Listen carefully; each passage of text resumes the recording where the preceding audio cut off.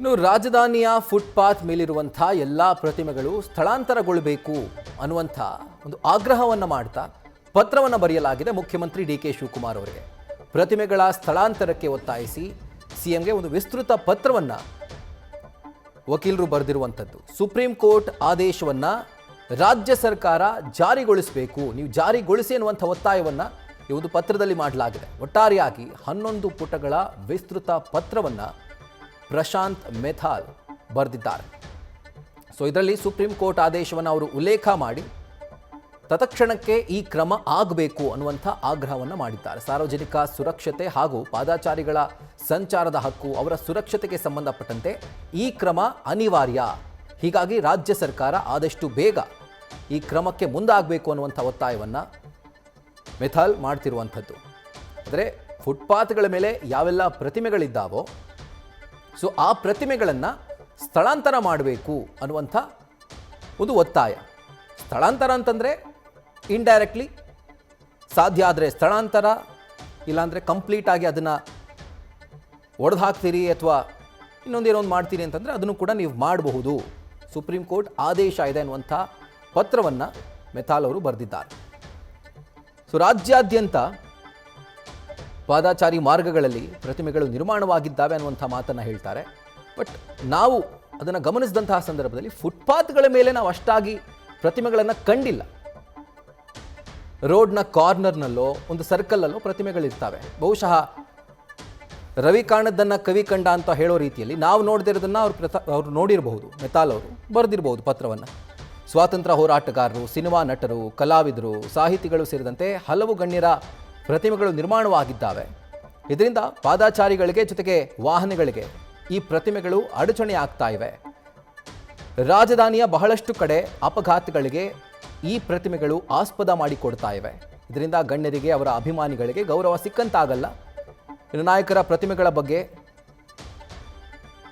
ಸರ್ಕಾರ ಕೂಡಲೇ ಗಮನ ಹರಿಸಬೇಕು, ಸ್ಥಳಾಂತರ ಮಾಡಬೇಕು. ಇದರ ಜೊತೆಗೆ ನಾಯಕರ ಪ್ರತಿಮೆಗಳು ಅನ್ನುವಂಥ ಕಾರಣಕ್ಕೆ ಯಾರು ಕೂಡ ಪ್ರಶ್ನೆಯನ್ನು ಮಾಡ್ತಾ ಇಲ್ಲ.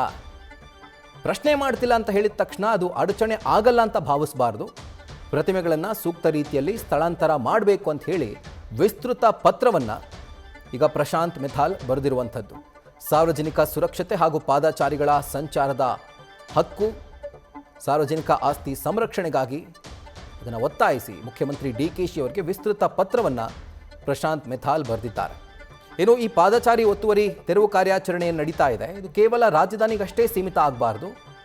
ಎಲ್ಲ ನಗರ, ಪಟ್ಟಣ, ಪಂಚಾಯಿತಿ ವ್ಯಾಪ್ತಿಯಲ್ಲಿ ಇದು ಜಾರಿಯಾಗಬೇಕು ಅನ್ನುವಂಥ ಆಗ್ರಹವನ್ನು ಪ್ರಶಾಂತ್ ಮೆಥಾಲ್ ಮಾಡಿದ್ದಾರೆ.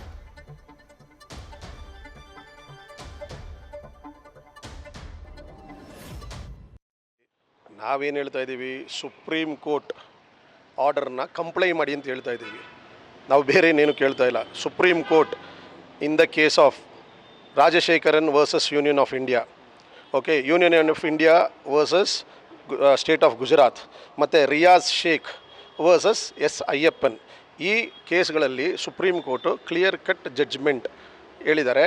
Entire states in India, all the states and union territories, they have to clear the footpath, unobstructed space. Right to walk is our fundamental right under Article 21 of the Indian Constitution, right to life and personal liberty. ನೀವು ಫುಟ್ಪಾತ್ನ ಈಗ ಕೆಲವು ದಿನದ ಮುಂದೆ ನೀವು footpath ಬೆಂಗಳೂರಲ್ಲಿ ಮಾತ್ರ, ರಾಜ್ಯದಾದ್ಯಂತ ಮಾಡಬೇಕಿದು. ಬೆಂಗಳೂರಲ್ಲಿ ಮಾತ್ರ ಏನು ಮಾಡಿದಿರಿ, ನೀವು ಫುಟ್ಪಾತ್ ಕ್ಲಿಯರ್ ಮಾಡಿದಿರಿ. ಹೆಂಗೆ ಮಾಡಿದಿರಿ, ಹೋಟೆಲ್ಗಳ ಮುಂದೆ ಇರೋ ಟೇಬಲ್ಲು, ಚೇರ್ಗಳು ಏನೋ ಟೆಂಪ್ರರಿ ಆಗಿರೋದನ್ನ ತೆಗೆಸಿದಿರಿ. ಮತ್ತು ವೆಜಿಟೇಬಲ್ ವೆಂಡರ್ಸು, ಇದು ಏನೋ ಫ್ರೂಟ್ಸ್ ವೆಂಡರ್ಸು ಮತ್ತು ತಳ್ಳೋ ಗಾಡಿಗಳನ್ನ ಇದನ್ನ ಕ್ಲಿಯರ್ ಮಾಡಿದಿರಿ. ಮತ್ತು ಹೋಟೆಲ್ಗಳ ಮುಂದೆ ಇರೋ ಒಂದು ಮರದ ಮುಂದೆ ಒಂದು ಕಟ್ಟೆ ಕಟ್ತಾರೆ, ಆ ಕಟ್ಟೆ ಹತ್ರ ಸುಮಾರು ಒಂದು 7-8 ಜನ ಕೂತ್ಕೋಬೋದು, ಅದನ್ನು ಕ್ಲಿಯರ್ ಮಾಡಿದಿರಿ. ಬಟ್ ಆದರೆ ನಾವೇನು ಕೇಳ್ತಾ ಇದ್ದೀವಿ ಅಂದರೆ, ಈ ಫುಟ್ಪಾತ್ ಮೇಲಿರೋ ಮಹನೀಯರ ಪ್ರತಿಮೆಗಳು, ಗೌರವಾನ್ವಿತ ವ್ಯಕ್ತಿಗಳ ಪ್ರತಿಮೆಗಳನ್ನ ನಾವು ತೆಗೀರಿ ಅಂತ ಹೇಳ್ತಾ ಇಲ್ಲ, ಸ್ಥಳಾಂತರಗೊಳಿಸಿ. ಎಲ್ಲಿಂದ?